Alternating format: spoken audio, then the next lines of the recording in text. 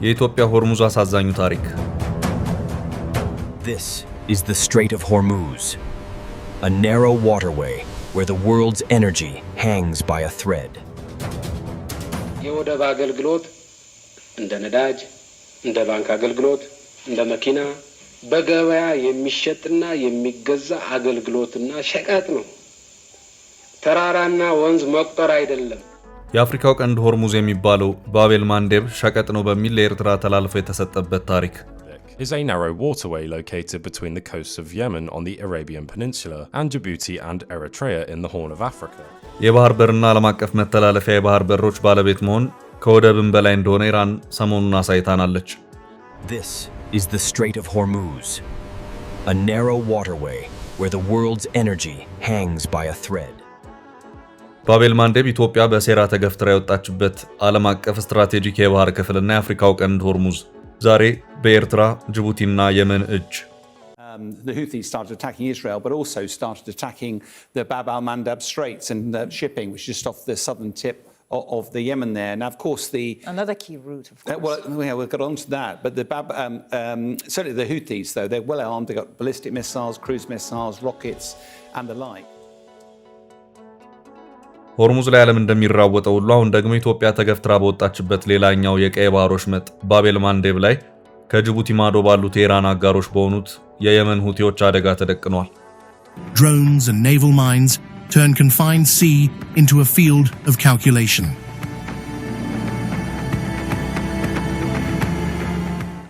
ይህ በአንድ ወቅት ኢትዮጵያ አዛዥ የነበረችበት የአፍሪካው ቀንድ ሆርሙዝ ዓለም አቀፍ የቀይ ባህር የባቤል ማንዴብ ቀጠና ነው። The Houthis started attacking Israel, but also started attacking the Bab al-Mandab Straits and shipping, which is just off the southern tip of the Yemen there. Now, of course, another key route, of course. We'll get on to that. But the certainly the Houthis, though, they're well armed. They've got ballistic missiles, cruise missiles, rockets, and the like.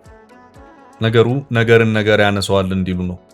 ኢራን ኢትዮጵያ ካለችበት የቀይ ባህር መተላለፊያ የባቤል ማንዴብ ተመሳሳይነት ያለውን የሆርሙዝ ሰርጥ ጥርቅም ማርጋ በመዝጋት ከባድ ዓለም አቀፍ መናወጥን ፈጥራለች።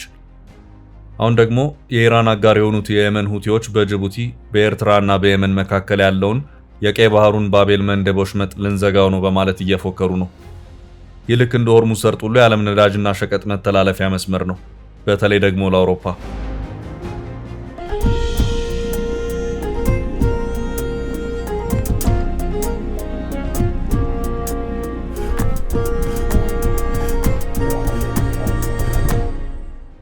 ከሆርሙዝ የዓለማችን የነዳጅ ጋዝና ሸቀጦች መተላለፊያነት በተጨማሪ ሌላኛው ወሳኝ ዓለማችን መተላለፊያ የባህር ወሽመጥ ነው የሚባለውና በቀይ ባህር የሚገኘው የባቤል ማንዴብ ጠባብ ወሽመጥ ሌላ ተመሳሳይ ስጋት ውስጥ የገባ መሆኑ መነገር የጀመረው ከትላንትናው ዕለት ጀምሮ ነው። ባቤል ማንዴብ ማለት በአረብኛ የጭንቅ በር ማለት እንደሆነ የታሪክ መዛግብት ያስረዳሉ። Is a narrow waterway located between the coasts of Yemen on the Arabian Peninsula and Djibouti and Eritrea in the Horn of Africa. ቀይ ባህር የምስራቅ አፍሪካን፣ የሰሜን ምስራቅ አፍሪካንና በተለይ ደግሞ ኢትዮጵያ የምትገኝበትን የአፍሪካውን ቀንድ መስመር የጅቡቲን መስመር በአንድ አቅጣጫ ይዞ በሶማሊያ በኩል ወደ ህንድ ውቅያኖስ የሚቀላቀል ነው። በማዶ በኩል የመንና ሳውዲ አረቢያ ይገኛሉ። ይህ ከግብፁ ሜዲትራኒያን መገናኛ ከሆነው ስዊዝ ቦይ ተነስቶ በሱዳን፣ ኤርትራ፣ ጅቡቲ እንደዚሁም በማዶ በኩል የመንና ሳውዲን እያዋሰነ የሚሄደው ቀይ ባህር አንድ ነጥብ ላይ ሲደርስ ልክ እንደ ኢራን ሆርሙዝ ሰርጥ በከፍተኛ ደረጃ ይጠባል። ቀይ ባህር አፍሪካና አውሮፓን የሚለየውን የሜዲትራኒያን ባህርና ህንድ ውቅያኖስን የሚያገናኝ ግዙፍ የባህር አካል ሲሆን ይህ ግዙፍ ስትራቴጂካዊ ጠቀሜታ ያለው ወንዝ በበርካታ ቦታዎች ግራና ቀኝ እየጠበበና እየሰፋ ከሄደ በኋላ የመጨረሻው ጠባቡ ስፍራ የሚባለው ይሄው ባቤል ማንዴብ ነው። የባቤል ማንዴብ ወሽመጥ አሁን የዓለማችን ጂኦፖለቲካዊ ውዝግብ ማዕከል ተመሳሳይ ስትራቴጂካዊ ጠቀሜታ ያለው ነው። ሆርሙዝ የፐርሺያንና የኦማን ገልፍን በማገናኘት የዓለማችን 1/5 የሚሆነው ነዳጅና የጋዝ ምርት የሚተላለፍበት ወሽመጥ ሆኖ ሲያገለግል የቆየ ነው። Every day, nearly 20% of the world's oil passes through a narrow stretch of water between Iran and Oman. It's called the Strait of Hormuz. ኢራንን ጨምሮ እንደ ሳውዲ አረቢያ፣ ኩዌት እና የተባበሩት አረብ ኤምሬትስ ያሉ ነዳጅ አምራች ሀገራት በተፈጥሮ አቀማመጣቸው በዚህ ሆርሙዝ ሰርጥ ዙሪያ መኮልኮላቸው አሁን ያለውን ጦርነት ተከትሎ ዓለም አቀፍ የነዳጅ እጥረት እንዲከሰት ምክንያት ሆኗል።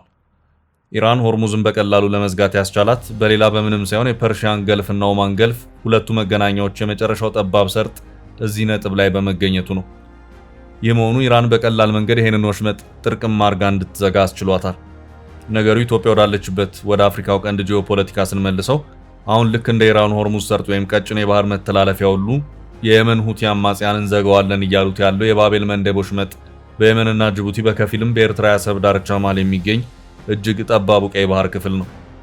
ቀይ ባህር ከማዶና ማዶ የሚዋሰኑት ሀገራት መነሻና መድረሻ ተደርጎ ሲለካ ያለው ስፋት እስከ 354 ኪሎ ሜትር ድረስ ጭምር የሚደርስ ስፋት ይታይበታል። በአንዳንድ ቦታዎች ከዚህ ስፋት በተወሰኑ ኪሎ ሜትሮች የመጥበብ ሁኔታዎችም ይታያሉ። በኤርትራው አሰብ እንደዚሁም ጅቡቲ በአንድ አቅጣጫና በሌላ አቅጣጫ የመን ያለችበት ጠባቡ የቀይ ባህር ክፍልና የው ሆርሙዝ የተባለ የባህር ክፍል በአንድ አቅጣጫ ከሚገኙት ከሀገራቱ የባህር ዳርቻ ጫፍ እስከ ማዶ ተሻጋሪ የባህሩ ጫፍ ያለውን የጎን ርዝመት ከ26 እስከ 29 ኪሎ ሜትር ብቻ ነው። This small but important waterway lies between the Horn of Africa and the Arabian Peninsula. ይህም ባጭሩ የአንድ ታክሲ መንገድ እንደማለት ነው። ይህም በመሆኑ ነው አሁን የየመን ሁቲ ታጣቂዎች ኢራን ሆርሙዝን ጥርቅም አድርጋ እንደዘጋች ሁሉ እኛም ቀይ ባህር ላይ የሚገኘውን የባቤል መንደብ ወሽመጥ በመዝጋት እናሳያቸዋለን የሚል ፉከራ እንዲያሰሙ እያደረጋቸው የሚገኘው። ለስካይ ኒውስ ማብራሪያቸውን የሰጡት የፖለቲካ ተንታኙ ጉዳዩን ከየመን ሁቲዎች የሰሞኑ የእስራኤል ጥቃት ጋር በማያያዝ አንድ ሙያዊ ትንታኔን ሲሰጡ ይታያል። ኢትዮጵያ የምትገኝበትን የአፍሪካውን ቀንድ የባቤል መንደብ እጅግ ጠባብ የመርከቦች መተላለፊያ መስመር በካርታ እያሳዩ ትንታኔያቸውን ሲሰጡ የሚሰጡትም ልክ እንደ ሆርሙዝ ሰርጥ ሁሉ ያለውን ዓለም አቀፋዊ ጠቀሜታን በማሳየትም ጭምር ነው። ጥቂት እንከታተላቸው።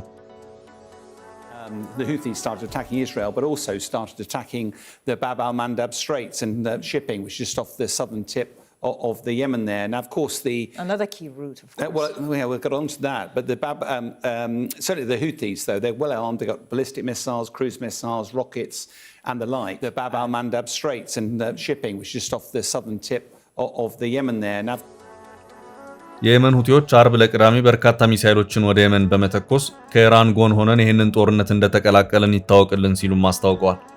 በዓለማችን ኢትዮጵያ የቀይ ባህር ባለቤት በነበረችበት ወቅት ዛሬ ኢራን በሆርሙዝ ላይ ያላት ስልጣንን ያህል ኢትዮጵያም በቀይ ባህሩ ባቤል መንደብ ላይ ነበራት። አሳዛኙ ታሪክ ግን የደርግ ዘመን አብቅቶ በቀድሞ ጠቅላይ ሚኒስትር አቶ መለስ ዜናዊና ጓዶቻቸው በቀድሞ ገዢ ፓርቲ ኢህአዴግ በኩል የኢትዮጵያ መሪነትን ስልጣን ሲረከቡ ወደብ ነው፣ ተራ ሸቀጥ ነው፣ ባሻን ጊዜ እንገዛዋለን በማለት ኢትዮጵያን ከዚህ ስትራቴጂክ መተላለፊያ ውጭ ማድረጋቸው ነው። የወደብ አገልግሎት እንደ ነዳጅ፣ እንደ ባንክ አገልግሎት፣ እንደ መኪና በገበያ የሚሸጥና የሚገዛ አገልግሎትና ሸቀጥ ነው። ተራራና ወንዝ መቁጠር አይደለም። ኢትዮጵያ ከቀይ ባህርና ወደቦች ውጭ በመሆኗ ልክ እንደ ሆርሙዝ ሆኖ ከሚያገለግለው የባቤል መንደብ ውጭ መሆኗን ተከትሎ ይህንን ወሽመጥ ኤርትራና ጅቡቲ በወዲህ ማዶ፣ የመን ደግሞ በወዲያኛው ማዶ በብቸኝነት ተቆጣጥረውት ይገኛሉ። ይህ ባቤል መንደብን የተመለከተው ዶክመንተሪ የሚያሳየን መረጃ ይህንን ነው። is a narrow waterway located between the coasts of Yemen on the Arabian Peninsula and Djibouti and Eritrea in the Horn of Africa.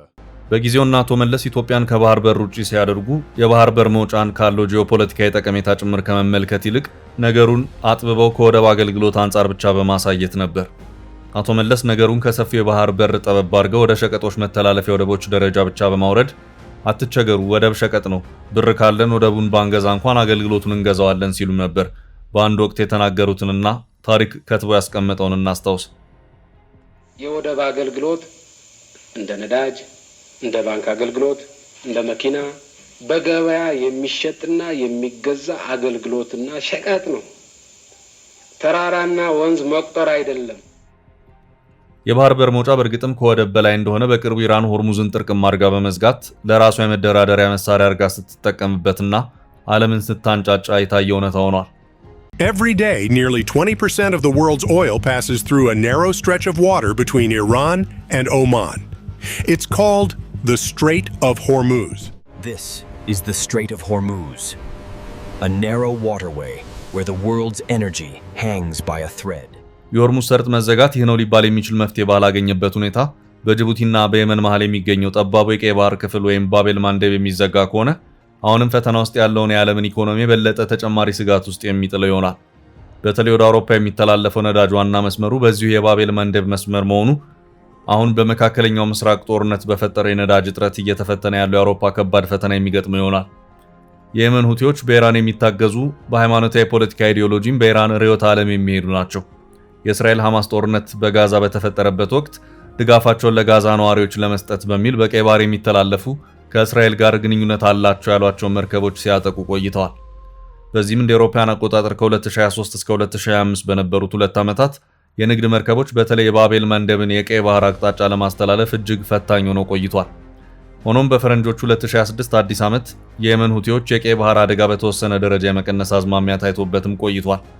አሁን የሆርሙዝ ሰርጥ በኢራን መዘጋትን ተከትሎም ከባቤል መንደብ ጋር በተያያዘም የየመን ሁቲዎች ይህንን መስመር እንዘጋለን ማለታቸው ደግሞ ሌላ አዲስ ስጋትን አጭሯል።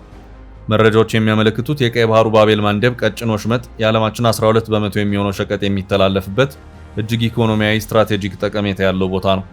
በነገራችን ላይ ይህ መስመር የዓለማችን ግዙፍ የፋይበር ኢንተርኔትም ጭምር የተቀበረበት የግንኙነት ማዕከልም ጭምር ሆኖ እያገለገለ ያለም እንደሆነ እዚህ ጋር ጠቆም ማድረጉ አስፈላጊ ነው። አሁን የየመን ሁቲዎች የባቤል መንደብን ስም ጠርተው ወደዚህ የኢራኑ ጦርነት እንቀላቀላለን ማለታቸውን ተከትሎ ከሆርሙዝ ሰርጥ ባሻገር አሁን ደግሞ የቀይ ባህሩ ባቤል መንደብ ጭምር ይዘጋ ይሆን የሚል ስጋትን እንዳሳደረ ዘገባዎች እያመላከቱ ነው። የየመን ሁቲዎች የኢራኑን ጦርነት እንደተቀላቀሉ የሁሉም አይን ባቤል መንደብ ላይ ያነጣጥሯል። ወይም አዝ የመንስ ሁቲስ ኢንተር ኢራን ዋር ኦል አይስ ናው ኦን ባቤል መንደብ የሚል ርዕስን በመስጠት ሰፋ ያሉ ከዚሁ ጋር የተያዙ መረጃዎችን ካቀረቡት መካከል አንዱ የሆነው ዘ ኢንዲያን ኤክስፕረስ ልክ እንደ ኢራኑ ሆርሙዝ ወሽመጥ ሁሉ በዚህ አቅጣጫም ከባድ ስጋት እየመጣ መሆኑን አመላክቷል። ከተወሰኑ ጊዜያት ወዲህ በእንደዚህ አይነት በጣም ጠባብ በሆነ የዓለም አቀፍ መተላለፊያ መስመር ዳርቻ ላይ ያሉ ሀገራት ከመርከቦች መተላለፊያ የቀረጥ ገንዘብን ወይም ትራንዚት ፊ የተባለውን ማግኘት አለብን የሚል አዳዲስ ሐሳብን እያመጡ ነው። ቀይ ባህርንና ሜዲትራኒያንን የሚያገናኘውን የስዊዝ ቦይ ፈረንሳይና አውሮፓውያን ተረባርበው ቢሰሩትም ዛሬ ግብጽ ይህንን ጠባብ መስመር ተጠቅማ ተላላፊ መርከቦችን በመቅረጥ በዓመት እስከ $10 ቢሊዮን ገቢን ታገኛለች። ፓናማ ትራንዚት ፊ በሚል ፓናማን ለሚያስተዳድሩት አካላት ይከፈላል። የፓናማ ቀጭን የውሃ መተላለፊያ ወሽመጥ የካሪቢያን ባህር ከፓሲፊክ ውቅያኖስ ጋር የሚያገናኝ 82 ኪሎ ሜትር ስፋት ያለው ሰው ሰራሽ የመርከቦች መተላለፊያ ነው። ቀደም ብሎ ፈረንሳዮች በኋላም አሜሪካኖች ብዙ ለፍተውበት አሁን ላለበት ደረጃ ያበቁት ግዙፍ ሰው ሰራሽ የመርከቦች መተላለፊያ ወሽመጥ ነው። ያም ሆኖ አሜሪካ ሙሉ የዚህን ሰው ሰራሽ የመርከቦች መተላለፊያ የባህር ክፍል ለፓናማ አስረክባለች። እናም ከአሜሪካ ውጭ ያሉ መርከቦች በዚህ መስመር ሲያልፉ ለፓናማ ቀረጥ መክፈል ግድ ይላቸዋል። አሁን የኢራንና የተፋላሚ ኃይሎቹ የልቀቅ አልለቅም የጦርነት ማዕከል የሆነው የሆርሙዝ ሰርጥን በተመለከተ በጠባቡ የባህር ክፍል አፍንጫ ለአፍንጫ የመነካካት ያህል ማዶና ማዶ ነው የሚታዩት ኢራንና ኦማን ናቸው። ጦርነቱን ተከትሎ የድርድር ጉዳይ ሲነሳ አሁን ከባለቤትነትና ከመርከቦች መተላለፊያ ቀረጥ ጋር በተያያዘ ኢራን እንደ አንድ የመደራደሪያ ነጥብ አድርጋ ማንሳት ጀምራለች። ሆርሙዝ ከዚህ ቀደም ማንም ቀረጥ ሳያስከፍልበትና የማንም ሳይሆን ነፃ ዓለም አቀፍ የመተላለፊያ መስመር የነበረ ነው። በአንጻሩ ኢትዮጵያ በአንድ ወቅት መሪዎቿ ወደብ ሸቀጥ ነው በሚል ከወሳኝ አፍሪካ ቀንድ ሆርሙዝ ባቤል መንደብ ተገፍትራ እንድትወጣ ተደርጓል። ይህ ታሪክ የመዘገበው ነው። የወደብ አገልግሎት እንደ ነዳጅ፣ እንደ ባንክ አገልግሎት፣ እንደ መኪና በገበያ የሚሸጥና የሚገዛ አገልግሎትና ሸቀጥ ነው። ተራራና ወንዝ መቁጠር አይደለም።